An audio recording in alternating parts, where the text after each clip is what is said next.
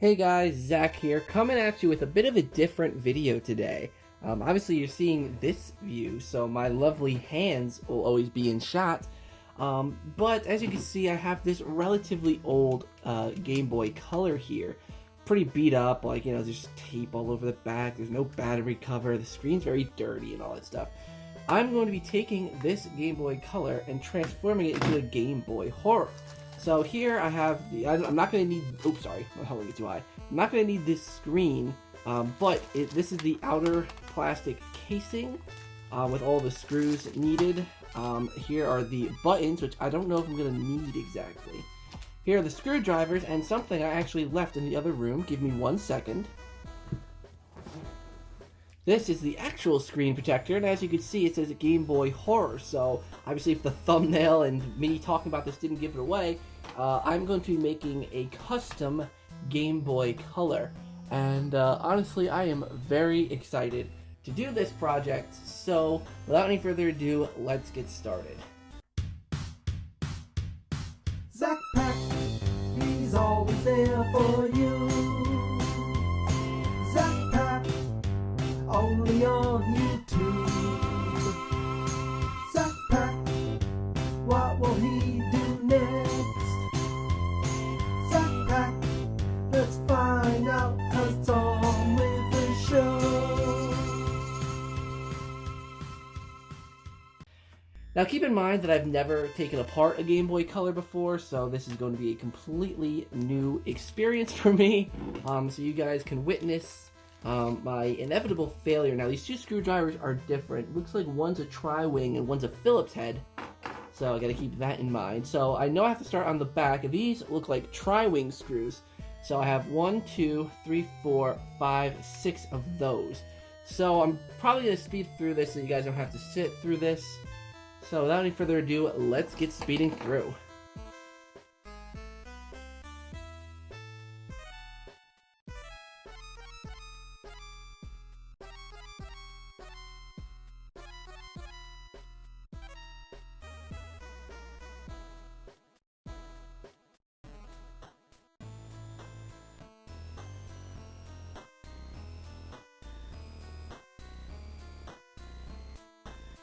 So now we can take off the back of this Game Boy Color, and then there we go. Now we are inside.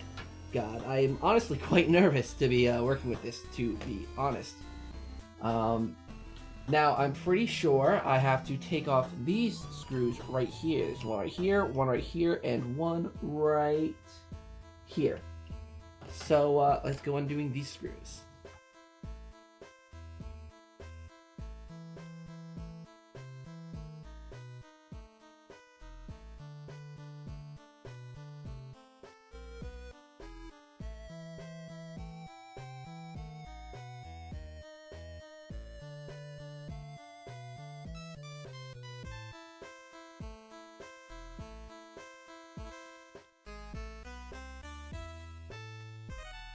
Alright, so next up is the part I'm most nervous about.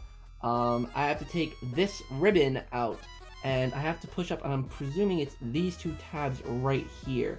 So I gotta very carefully, there's one, and there's two, so this should just kind of, if I'm gentle enough with it, should kind of just come right out, like so. So then at that point, I can take out the motherboard. Alright, so now we're left with this mess. Okay, so the power and volume things come out, and as well as the sensor at the top. I don't know how well you saw that, I kind of did that a little bit off frame, I apologize. So, okay, I lied, this is the part I am most scared about, getting the screen out. You kind of have to, like, wiggle it a bit. Actually, no, let me get the buttons out first. The buttons need to come out, or else, I'd have completely forgot that step, getting the buttons out. So now, all the buttons are out. Now we get the screen out, and we gotta like really finagle it. Oh, I think I just popped it out kind of. So I need to do on the other side. There we go. And I feel like I need to do it at the top too. There we go. The screen is now out. So this is the fun part. Now we got to put it all in this casing right here. This is the clear casing. I'm going to leave that Game Boy color faceplate in there. But yeah, this comes with all the buttons. And I thought the screws were in there as well. Maybe I missed that. Or the screws... Oh, the screws are with the buttons. Okay. So now, we put it back together. So firstly here, we are going to put the screen back in. Oops. Wrong side. It would help if I was holding the right side. So obviously we need to have it in the same way we had it before. So this ribbon is facing us. Messed up the screen. No, now I'm trying to remember which one's A and which one's B. A would be here. That's B. No. Shoot. I cannot remember which way the buttons were. Oh no, that's a bad thing. That's a very bad thing. Thank God for the internet, am I right? Okay, so A is the higher one. This is A. He's the higher one, and B is the lower one. Okay, so now we just put these back on. I'm not gonna lie, guys, this is actually harder than I thought it would be. Alright, so now we need to get the motherboard back in.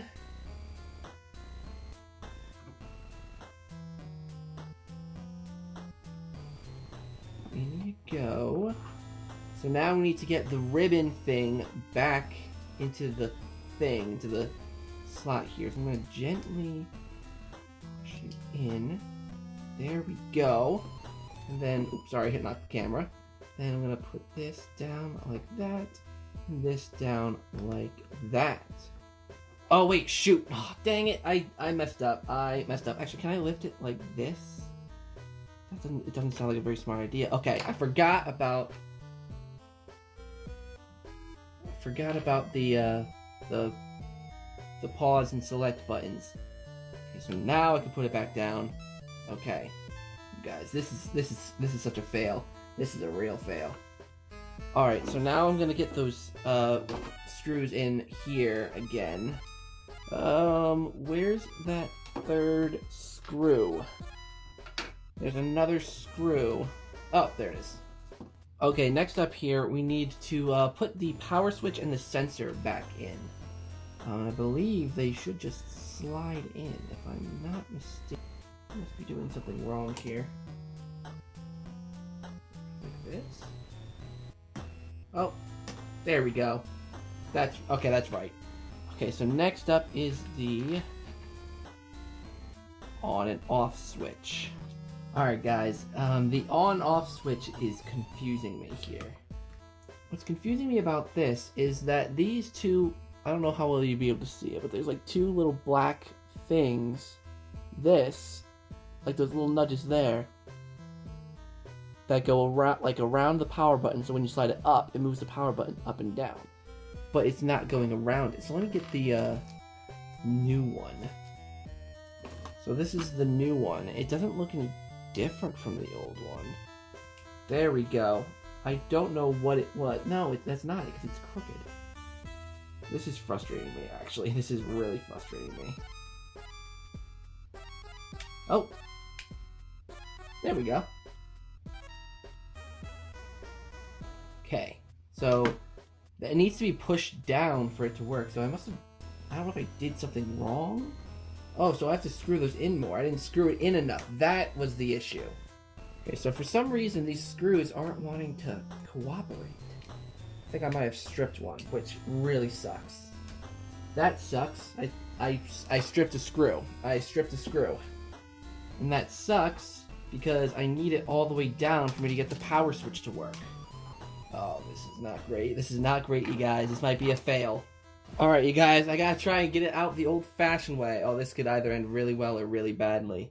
Okay, so, update. Using the pliers, completely was a bad idea.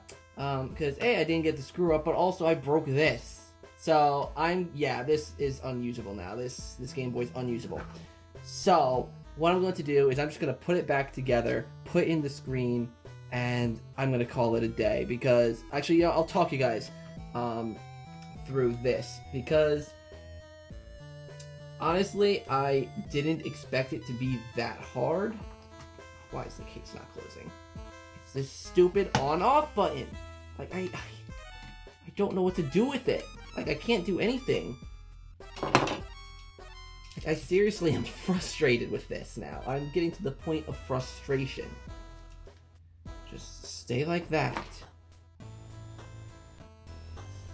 Stay like that.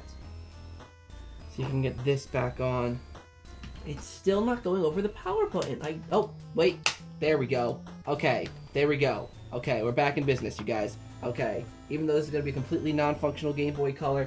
To be fair, also, I don't play my Game Boy Color. Like, I had no intention to play this. So that's why I really don't care that much. I would have thought, I did want it to, like, work. Because, like, obviously to say I have, like, a working Game Boy Horror would be really cool. But, I really don't care that much that it doesn't work. That's the worst part about this. Like, I just don't know what I'm doing wrong. Like, when I try to close the case, it doesn't want to close. But if I hold it, is that what I have to do? Do I have to, like, hold it while I screw it in? I feel like that's a bad idea. I feel like that's something I don't want to do. But, I mean... Actually, let me try this one first. Let me close this up. Okay, that one went in easy, no problems. Why is this one being a tool? Okay, that's actually that. Okay, so now I've just got one. Actually, gotta tighten up the screws on the bottom. Gotta put this one in. Okay, let's try this now. Alright, you guys. Yeah, this is definitely a fail. Definitely a fail. There's multiple things wrong. This battery cover is really flimsy. But the screw here, the case doesn't go together all the way. I'm sorry, I'm kind of holding it a little off frame. But yeah, and also I messed up with the D-pad. So yeah, there's multiple things wrong with this. The casing didn't kind of close all the way in all spots. Like here, it's a little bit open, but there's nothing I can really do about it. Because this screw doesn't go in anymore. But there's one last thing we have to do, and that is the screen casing protector. And boy, am I nervous for this. But I mean, I've already failed on like 18 different levels anyways, so I don't know how I could fail this anymore. Oh wow, I kind of wish that took off the center part as well.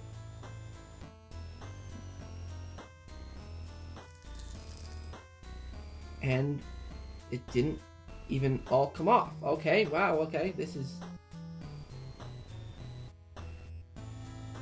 I don't understand. Is there... What the hell? This is not supposed to be here. Okay, so you are supposed to peel this off somehow.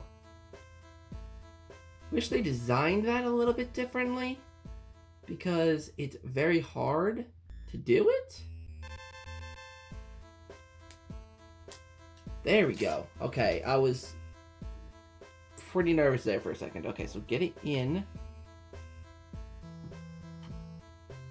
And then push on the edges.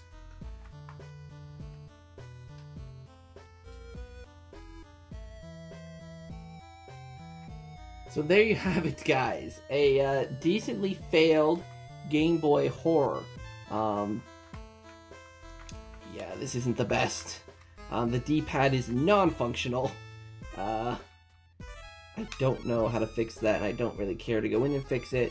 Yeah, the battery casing is really, really loose. But yeah, that's all I got for you guys today. This was actually a real fail. I didn't think it would be a fail, but I guess 65% successfully made a Game Boy Horror. It's non-functional, but I mean, maybe I'll like print out like a little screen or something to put onto the actual Game Boy Horror. But yeah, I mean, visually it looks nice. It looks really cool. It looks authentic, like a light. And you can see the casing. I don't know how you can tell the casing is not completely together. I don't know why it would come together. But nevertheless, thank you guys so much for watching this video. Hope you enjoyed. Until next time, I'll see you guys in the next video.